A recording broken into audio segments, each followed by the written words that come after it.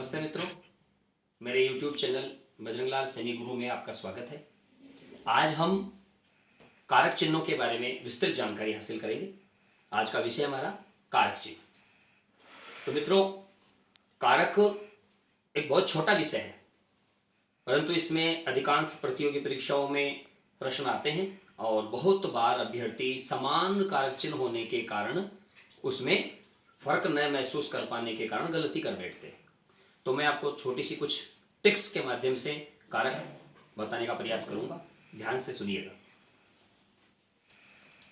सबसे पहले हम बात करते हैं कारक की। कारक क्या है? कारक एक ऐसा शब्द है, एक ऐसी प्रक्रिया है जो संज्ञा और सर्वनाम को क्रिया से जोड़ती है। अर्थात संज्ञा व सर्वनाम के जिस रूप से उसका संबंध क्रिया से जाना जाता है, क्रिया के साथ जाना जाता है, उसे कारक कहते हैं। इसका मतलब यह हुआ, अगर संस्कृत में समझाया जाए, क्रिया जनकत्वम कारकम, अर्थात जो जिसका क्रिया के साथ प्रत्यक्ष अथवा अप्रत्यक्ष संबंध हो उसे हम कारक कहते हैं। जैसे यहां पर कुछ कारक चिन्ह है, ने, में, से, द्वारा आदि, ये कारक चिन्ह कहलाते हैं, लेकिन वास्तव में व्याकरण की भाषा में इनको परसर्ग अथवा विभक्ति चिन्ह कहते हैं। एक उदाहरण हमने लिया है, राम ने रावण को बाण से मारा।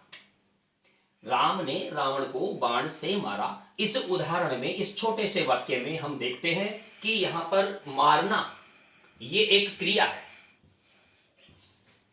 मारना एक क्रिया है। इस क्रिया के साथ जिन जिन का संबंध होगा, फिर चाहे वो संज्ञा हो चाहे सर्वनाम हो, उसे हम कारक की संज्ञा देंगे। सबसे पहला प्रश्न ये उठता है कि इस क्रिया को किया किसने? तो जब हम इस प्रश्न को उठाते हैं तो किसने मारा, तो हमारे पास जवाब आता है राम ने मारा। तो ये राम जो है, जिसके साथ ने कारक चिन्ह लगा हुआ है, परसर्ग लगा हुआ है, ये वास्तव में इस क्रिया को करने वाला है, और क्रिया को करने वाले को हम कर्ता कारक कहते हैं। तो क्रिया को करने वाला कर्ता कारक। दूसरा है कि किसे मारा। किसे मारा, तो हमारे पास प्रश्न उठता है किसे मारा, तो हमारे पास जवाब आएगा कि रावण को मारा। कार्य जिस उद्देश्य के लिए किया जाता है उसे हम कर्म के नाम से जानते हैं, तो यहां पर रावण हो जाता है कर्म कारक। राम ने रावण को, कर्ता ने कर्म को। कैसे मारा, अगला प्रश्न जो इससे बनता है वो बनता है कि कैसे कैसे मारा, तो उसका जवाब होगा कि राम ने रावण को बाण से मारा। तो यहां पर बाण शब्द इस मारना क्रिया के साधन के रूप में यहां आया है, और क्रिया के साधन को हम करण कारक कहते हैं, और करण कारक का चिन्ह होता है से, के द्वारा और के साथ। तो क्रिया के साथ जिसका संबंध प्रत्यक्ष और अप्रत्यक्ष रूप से प्रकट होता हो उसे हम कारक के नाम से जानते हैं। मित्रों, कारक 8 प्रकार के होते हैं। हिंदी में 8 प्रकार के कारक होते हैं। सबसे पहले हम बात करते हैं कर्ता कारक की। कर्ता कारक मतलब क्रिया को करने वाला। क्रिया को करने वाला ऐसा कौन है जो उस क्रिया को संपन्न कर रहा है? जो उस क्रिया को संपन्न कर रहा है उसे हम कर्ता कारक के नाम से जानते हैं। कर्ता कारक का विभक्ति चिन्ह, विभक्ति चिन्ह को हम परसर्ग भी कहते हैं। विभक्ति चिन्ह को हम परसर्ग भी कहते हैं, और ये कर्ता के परसर्ग है ने। दोस्तों, आपने कई बार देखा होगा कि किताबों में ने के पास में एक छोटा सा जीरो लगा हुआ होता है। यहां मैंने उसके कोष्टक में लिखा है चिन्ह रहित, लेकिन पुस्तकों में ऐसा नहीं लिखा हुआ है। ये जीरो क्या है? कई बार ऐसी स्थिति होती है कि कर्ता के साथ कारक चिन्ह का प्रयोग नहीं होता। जब कर्ता के साथ कारक चिन्ह का प्रयोग नहीं होता तब उसे सांकेतिक रूप से जीरो कहकर संबोधित किया जाता है। जैसे हम पहला उदाहरण लेते हैं, सीता फल चुनती है। यहां पर चुनना जो क्रिया है, इस चुनना क्रिया को करने वाला कौन है? सीता। इसका मतलब है सीता यहां पर क्या हुई? कर्ता। सीता यहां पर करता है। हम देख पा रहे हैं कि सीता जो करता है इसके साथ कोई विभक्ति चिन्ह नहीं है। विभक्ति चिन्ह न होने के कारण यहां पर जो हमने विभक्ति चिन्हों में ये जो जीरो का सिंबल देखा है, प्रतीक देखा है, इसका मतलब है कि यहां पर जिस वाक्य में कर्ता के साथ विभक्ति का चिन्ह नहीं आए, वहां पर सांकेतिक रूप से हम जीरो का प्रयोग करते हैं। दूसरी बात से चलते हैं हम, तो दूसरा स्थान आता है कर्म का। कर्म क्या है? कर्म कर्ता का इच्छित पदार्थ, कर्ता का सर्वाधिक इच्छित पदार्थ कर्म कहलाता है। क्रिया को करने के दौरान कर्ता जिसे सर्वाधिक चाहता है वो कर्म है। अब यहां पर चुनना क्रिया के दौरान हम देखते हैं कि चुनना क्रिया के दौरान सीता की इच्छित वस्तु क्या है? फल है। क्या चुना उसने? फल चुना। तो क्या का मतलब है कि इसका जो जवाब आएगा वो सामान्यतः किसके रूप में आएगा? कर्म के रूप में आएगा। तो सीता क्या चुनती है? फल चुनती है। इच्छित पदार्थ फल था, यहां अगर फूल होता तो इच्छित पदार्थ फूल हो जाता। तो यह है कर्म। कर्म के कारक चिन्हों में हम देख पा रहे हैं दो हैं, को और जीरो। ये जीरो मतलब चिन्ह रहित। तो यहां हम स्पष्ट देख सकते हैं कि फल के साथ किसी भी कारक चिन्ह का प्रयोग नहीं हुआ है।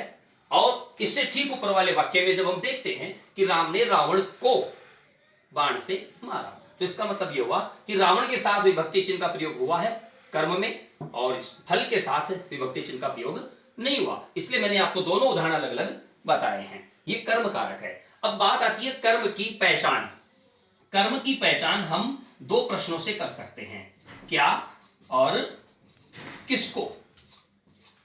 इन दो प्रश्नों के माध्यम से हम वाक्य में कर्म की पहचान कर सकते हैं। तीसरा जो है वो आता है करण। करण कारक।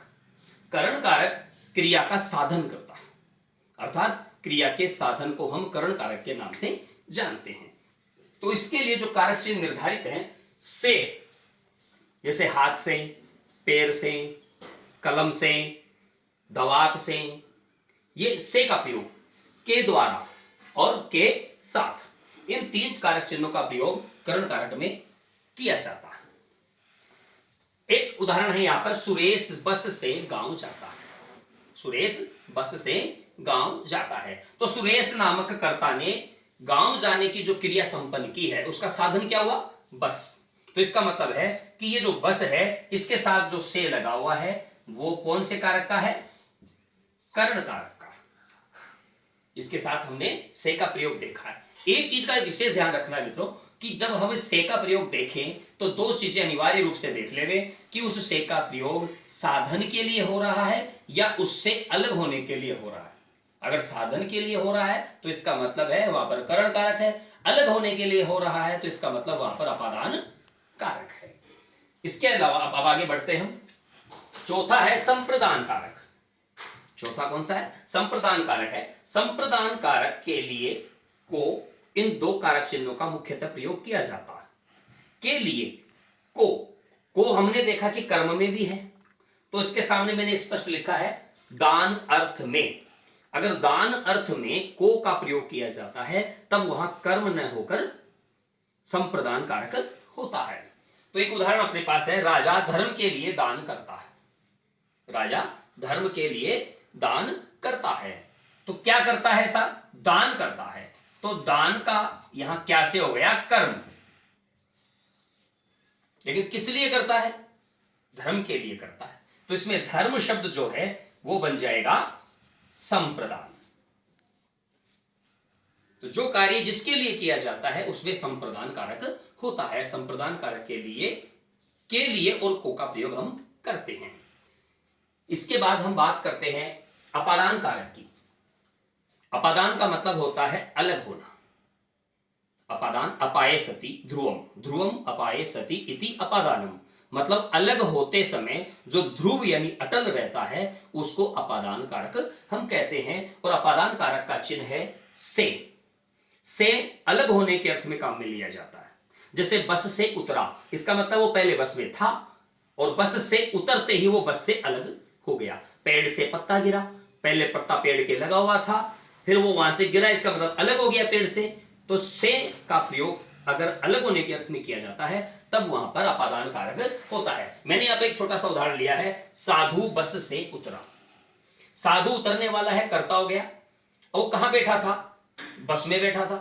अब बस से वो उतर गया, इसका मतलब है साधु बस से अलग हो गया।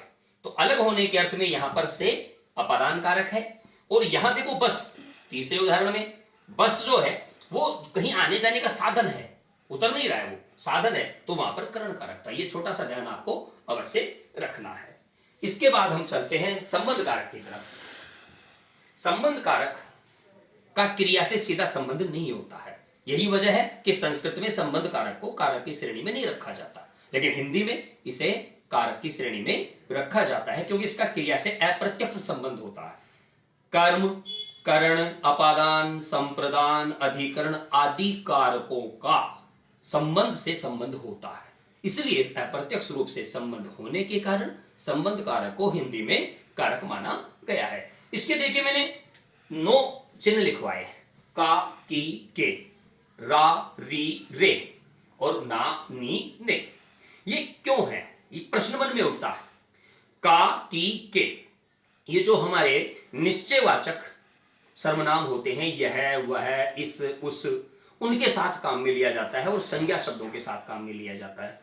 रा, री, रे, ये निजवाचक जो सर्वनाम है उनके साथ काम में लिया जाता है, और जो हमारा उत्तम पुरुष वाचक जो सर्वनाम होता है उसमें काम में लिया जाता है हमारा, हमारी, हमारे, मेरा, मेरी, मेरे। सर्वनाम से संबंध दर्शाने के लिए काम में इनका प्रयोग किया जाता है। फिर है देखो ना, नी, ने। ना, नी, ने को देखकर आप यहां कर्ता की तरफ मत आ जाइएगा, क्योंकि यहां पर जो ने है वो सर्वनाम का ने है, न कि कर्ता का। जैसे अपना, अपनी, अपने, अपना, अपनी, अपने, ये केवल संबंध दर्शाने के लिए काम में लिया जाता है, तो इसलिए इसको संबंधवाचक सर्वनाम, संबंध कारक हम कहते हैं। यहां पर देखिए मैंने उदाहरण लिखा है, राम के भाई भरत ने तपस्वी धर्म का आचरण किया। किसके भाई? 3 प्रश्न बन जाएंगे इसके, किसका, किसकी और किसके। तो सबसे पहला प्रश्न है किसके भाई? राम के भाई। तो इस भाई का संबंध किससे है? राम से है, तो यहां पर राम हो जाएगा संबंध कारक। आगे चलते हैं, तपस्वी धर्म का, किसका? तपस्वी धर्म का। तो इसका मतलब ये हुआ, ये का जो है संबंध दर्शा रहा है आचरण के साथ तपस्वी धर्म का, तो ये भी तपस्वी धर्म शब्द भी यहां पर क्या हो जाएगा? संबंध कारक हो जाएगा। तो संबंध कारक बहुत ही विस्तृत रूप में काम में लिया जाता है। 7वें क्रमांक पे आता है अधिकरण कारक। अधिकरण कारक, अधिकरण, आधारो अधिकरणम, अर्थात क्रिया का जो आधार है उसे हम अधिकरण के नाम से जानते हैं। क्रिया के आधार को अधिकरण कहते हैं। क्रिया कहां हो रही है, क्रिया का आधार क्या है, उसको हम अधिकरण कहते हैं। जैसे वह कुर्सी पर बैठा है, तो उसके बैठने का आधार क्या है? कुर्सी। तो कुर्सी वहां पर अधिकरण कारक में आएगी। अधिकरण कारक के जो विभक्ति चिन्ह है परसर्ग, वो है मैं, पर और पे। मैं, पर और पे। तो देखिए तीनों अलग अलग हैं। पे, पर का ही विकृत रूप है। मुख्य हो गए 2, मैं और पर। मैं का प्रयोग तब किया जाता है जब हम किसी के अंदर की स्थिति का वर्णन करना चाहते हैं। बच्चे कक्षा में बैठे हैं, मतलब उसको घेरा है, आवरण है, उस आवरण के अंदर बैठे हैं, इसलिए वहां पर मैं का प्रयोग हुआ। बच्चे कक्षा में कुर्सी पर बैठे हैं, पर का प्रयोग तब किया जाता है जब क्रिया का आधार और कर्ता दोनों एक दूसरे को स्पर्श करते हो। कुर्सी पर बैठने वाला और कुर्सी का दोनों सिरा स्पर्श करता हो, तो इसका मतलब वहां पर हम पर का प्रयोग करते हैं। यहां पर एक छोटा सा उदाहरण मैंने लिखा है कि वह कक्षा में गया। कहा गया? कक्षा में। तो इसका मतलब उसने कक्षा के अंदर प्रवेश किया, तो इसलिए यहां पर किसका प्रयोग हुआ? मैं का। और कुर्सी पर बैठ गया, तो कुर्सी के वो ऊपर बैठा है, न तो उसके अंदर, इसलिए ऊपर बैठने के कारण यहां पर का प्रयोग किया गया, और ये दोनों अधिकरण कारक के अंतर्गत आते हैं। अंत में जो 8वें क्रमांक पे है संबोधन कारक। संबोधन कारक संस्कृत में नहीं होता है, क्योंकि प्रथमा को ही संबोधन मान लिया जाता है। तो संबोधन कारक में कुछ शब्द हैं, हे, अरे, ओ, ए। किसी का नाम भी हो सकता है, कोई सर्वनाम भी हो सकता है अगर उसको संबोधित किया जाता है तो। संबोधन हम किसी व्यक्ति को पुकारने के लिए काम में लेते हैं कि ए लड़के इधर आना, तो ए का प्रयोग लड़के के साथ होने के कारण हमने उसको पुकारा, पुकारने की वजह से यहां पर ए लड़के संबोधन हो जाएगा। हे, अरे, ओ, ए। यहां पर देखिए हे पुत्र, तो इसका मतलब है यहां पुत्र को संबोधित किया जा रहा है।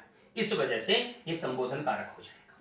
और संबोधन कारक जहां भी होगा वहां पर ये विस्मयादि बोधक चिन्ह अनिवार्य रूप से लगाया जाता है। समस्त आशंकाएं त्याग कर अपना ध्यान पढ़ाई में लगाओ। आगे का वाक्य केवल इसकी गणपूर्ति के लिए है। संबोधन कारक हमें यही मिल जाता है जब हम किसी को संबोधित करते हैं। ए लड़के, ये हे पुत्र, अरे तुम कहां जा रहे हो। तो ऐसी स्थिति में जो शब्दों का प्रयोग करते हैं विस्मयादि बोधक चिन्हों के साथ, वो संबोधन कारक के अंतर्गत आते हैं। तो मित्रों, आज का ये छोटा सा बिंदु जिसकी संक्षिप्त जानकारी मैंने आपको देने का प्रयास किया, आपको अच्छी लगे तो मेरे वीडियो को लाइक और शेयर कीजिएगा और नीचे जो बेल आइकन है उसको भी दबाइएगा। धन्यवाद।